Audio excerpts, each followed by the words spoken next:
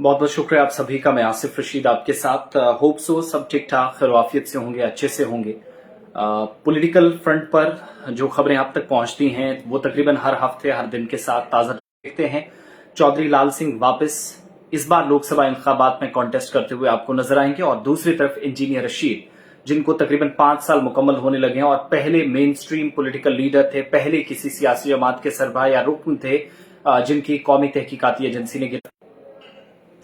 बड़ी खबर इस वक्त यह है कि मेन स्ट्रीम जो पॉलिटिकल पार्टीज हैं, जमातें हैं, एक एक करके ही सही अपने टीमों को इस वक्त मैदान में उतार रही हैं और कैंडिडेट्स की अनाउंसमेंट हो रही है। नॉर्थ, साउथ और सेंट्रल कश्मीर से Bharatiya Janata Party, National Conference, Peoples Democratic Party और कांग्रेस की जानिब से अभी हतमी ऐलान किया जाना बाकी है। वीडियो को जरा शेयर कर दे, बाकी साथी भी हमारे साथ ज्वाइन कर पाए। तो हुआ ये कि चौधरी लाल सिंह, कांग्रेस ने उनको मैदान में उतार दिया है। फॉर्मल अनाउंसमेंट होनी बाकी है और अब से थोड़ी देर बाद 4 बजे कांग्रेस में के दफ्तर में, जो पार्टी हेडक्वार्टर जम्मू में है, वहां पर जश्न मनाया जाएगा। तकरीब होने जा रही है और इस वक्त थोड़ी देर में जो तस्वीरें आप तक पहुंचेंगी तो आप देखेंगे कि क्या सूरत हाल मजमूई तौर पर बन रही है। स्ट्रॉन्ग कैंडिडेट माने जा रहे हैं और उनका जो पॉलिटिकल बैकग्राउंड है या जो वोट बैंक है उसमें ग्राफ ऊपर नीचे तो देखा ही गया है, ये मानकर चलना पड़ेगा। Chaudhary Lal Singh, terror funding case तो उनके ऊपर नहीं था, लेकिन मनी लॉन्ड्रिंग केस जरूर उन पर था। और साल 2019 में जब कठुआ रेप और मर्डर केस हुआ जिसमें बहुत सारे लोगों के नाम उछाले गए, और उस वक्त चौधरी लाल सिंह भी काफी सुर्खियों में आए क्योंकि एक रैली के साथ वो उस वक्त नजर आए थे। और उन लोगों के साथ जो हम देख रहे थे कि उस वक्त तो साबिका रियासत थी जम्मू कश्मीर के अंदर, और जो सूरत हाल उस वक्त बनी थी तो महबूबा मुफ्ती की गवर्नमेंट से उनको बाहर निकाल दिया गया था। लेकिन उसके बाद काफी नाराजगी बढ़ी, हालांकि वो बीजेपी के साथ तब थे, उससे पहले कांग्रेस के साथ वो ऑलरेडी चुनाव 2 नहीं बल्कि 3 मरतबा जीत चुके हैं, रुकने पार्लियामेंट बन चुके हैं इसी उधमपुर लोकसभा कॉन्स्टिट्यूंसी से, जिसमें डोडा आता है, बन्नी बसोली, कठुआ वगैरह, काफी स्ट्रॉन्ग कैंडिडेट थे। तो वो बीच में डोगरा स्वाभिमान संगठन बना लेते हैं 2019 में। ये मेजर पॉलिटिकल डेवलपमेंट थी। फिर उनकी अहलिया का जो ट्रस्ट का मामला था, और अब से थोड़ी देर बाद चौधरी लाल सिंह कांग्रेस के अंदर कांग्रेस में शामिल होने जा रहे हैं। ये भी इतलात इस वक्त मौसूल हो रही हैं। और चौधरी लाल सिंह, बीच में इंटरनेट की प्रॉब्लम आ रही है, तो जितने साथी हमारे साथ ज्वाइन किए वीडियो को एक बार शेयर भी साथ साथ कर दें। तो चौधरी लाल सिंह दिल्ली दफ्तर इस वक्त पहुंच गए भारतीय जनता पार्टी के। थोड़ी देर बाद वो कांग्रेस में ज्वाइन हो रहे हैं और साथ साथ वो कैंडिडेट भी आपको बताते चले कि दूसरी फहरिस्त जो आनी है, पहली में 45 उम्मीदवार आए थे तो इसमें उनका नाम जरूर होगा। एक बात, चौधरी लाल सिंह के साथ साथ मैं इंजीनियर रशीद वाले इशू पे भी आऊंगा। वालेकुम अस्सलाम Naveed Katoch, thank you so much. Mustafa Malik, वालेकुम अस्सलाम, थैंक यू। तो चौधरी लाल सिंह जो डोगरा स्वाभिमान संगठन जो हो सकता है कि मर्ज कर जाए, क्योंकि आज ही एक ग्रुप बिहार से पप्पू यादव का जो ग्रुप है, जो बहुत उनका अपना वोट बैंक है, वो भी कांग्रेस में शामिल होने जा रहे हैं। तो अच्छी खबरें इस वक्त कांग्रेस को मिल रही हैं। तो चौधरी लाल सिंह थोड़ी देर बाद दिल्ली दफ्तर में पहुंचे ही हैं, वहां पर कांग्रेस में वो शामिल होने जा रहे हैं। एक बात, इसके अलावा चूंकि उन पर संगीन किस्म के इल्जाम थे, भारत जोड़ो यात्रा में उनको बुलाया गया तो महबूबा मुफ्ती की तरफ से और खुद जो पार्टी के कुछ कारकुनान थे वो नाराज नजर आए थे। चौधरी लाल सिंह उस वक्त स्टेज पर पहुंचे थे, वहां से पीछे हटे थे, उनको ऊपर स्टेज पे नहीं जाने दिया गया था जब लखनपुर भारत जोड़ो यात्रा पहुंची थी।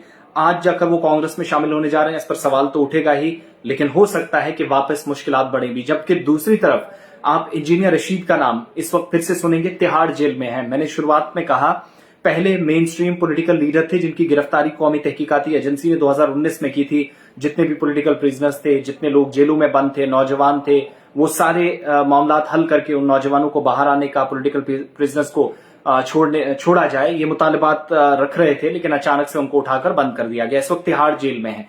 लेकिन इस वक्त पार्टी ने श्रीनगर में प्रेस कॉन्फ्रेंस की, अवामी इत्तेहाद पार्टी AIP ने, और इंजीनियर रशीद को बारामूला कॉन्स्टिट्यूंसी से मैदान में उतार दिया है।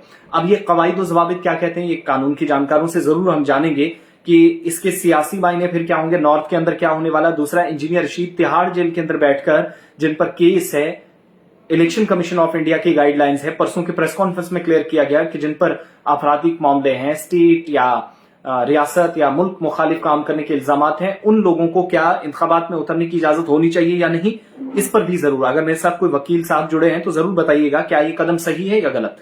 इजाजत इस तरीके से मिलती है किसी पर अगर चार्जेस लगे हों और वो जेल में हो, कन्विक्ट हुआ हो, सजा काट रहा हो, ये सारी चीजें। दूसरा, बहुत सारे लोग या मुबसरीन ये मानते हैं कि अब नेशनल कॉन्फ्रेंस के लिए नॉर्थ वाली सीट बहुत मुश्किल हो गई है।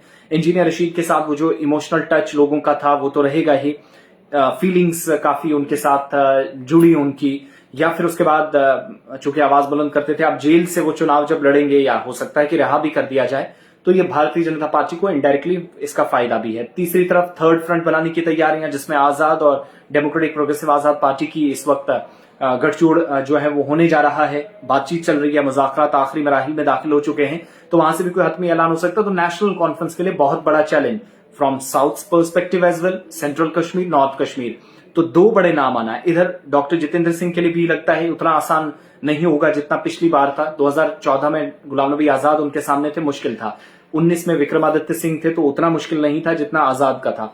इस बार यह है कि चौधरी लाल सिंह वापस आए हैं, जिनका एक अपना वोट बैंक है, पार्टी का है, फिर कांग्रेस की तरफ आप जाएंगे, फिर कुछ एंटी इनकम्बेंसी भी है, नाराजगी है इन 10 सालों में बीजेपी से, तो वो वोट भी उनको फेवर करेगा। लेकिन जीएम सरूरी जो गुलाम नबी आजाद की पार्टी से ऑलरेडी कैंडिडेट उतारे जा चुके हैं, वो भी एक नुकसान शायद कांग्रेस को यहां उठाना पड़ सकता है। तो थोड़ी देर में ज्वाइन करेंगे गुलिस्तान न्यूज पर, जेके न्यूज पॉइंट, तमाम ऑफिशियल हमारे पेजेस पर, हमारे हैंडल्स पर आप देखेंगे कि चौधरी लाल सिंह कांग्रेस में शामिल हो रहे हैं और साथ साथ उनको पार्टी का उम्मीदवार भी उधमपुर डोडा लोकसभा हल्के से बनाया जा रहा है। जबकि दूसरी तरफ क्या अनाउंसमेंट होगी वो भी थोड़ी देर में। और यहां पर अच्छी बात यह है कि नेशनल कॉन्फ्रेंस का वोट भी उनको सपोर्ट करेगा, बहुत हद तक कलीली रोल अदा कर सकता है उनके हार और जीत में फर्क वाजे करने में। दूसरी तरफ आप देखेंगे तो इंजीनियर रशीद, जिनको अनाउंस कर दिया गया, थोड़ी देर पहले प्रेस कॉन्फ्रेंस हुई, मैदान में वो वापस उतर आए हैं। अब यहां से आगे क्या सूरत-ए-हाल बनेगी देखने वाली बात होगी, लेकिन टफ मुकाबला और वोटर टर्नआउट जिस पर मेरी पर्सनली नजरें हैं, मैं चूंकि 15, 18, 20, 22 ये परसेंटेज पिछले 8-9 साल से हम इस जर्नलिज्म की फील्ड में हैं तो देख रहे हैं, ये परसेंटेज ऊपर नहीं गई है। तो अल्लाह करे कि ग्राफ जाए, लोगों की पार्टिसिपेशन हो, वोट का सही इस्तेमाल करें, जो उनको सही लगता है वो करें। हम तो किसी के लिए कैंपेन नहीं कर सकते, ना वो करेंगे, लेकिन ये जरूर है कि जिस लीडर ने आपके बुनियादी मामलात को हल करना है और जो अहल हो इसके, जो आपको लगता है कर सकता है, हवा में वादे दावे 5 किलो राशन इन चीजों पे मत आइएगा। अपने बच्चों का मुस्तकबिल देखकर वोट का इस्तेमाल करें। बेहतर तालीम, सेहत के बेहतर मामलात, जो हिफ्ज़ाने सेहत हैं उनका होना ना होना ये बहुत फर्क करता है। फिर ट्रांसपोर्टेशन की फैसिलिटी, बाकी सारी चीजें ये देखिएगा। तो पीडीपी नेशनल कॉन्फ्रेंस कांग्रेस के लिए थोड़ी सी मुश्किलात आपको नजर आएंगी। अगर इंजीनियर रशीद, जो कि वैसे उतर ही गए हैं, वो बाहर आए तो कैंपेन कुछ दिनों में अगर शुरू कर दी फिर और भी मुश्किल होगा। चौधरी लाल सिंह थोड़ी देर में ज्वाइन करने जा रहे हैं Indian national Congress. Thank you so much. Video को शेयर कर दें, इतने साथी हमारे साथ जुड़े, आप सबका बहुत बहुत शुक्रिया।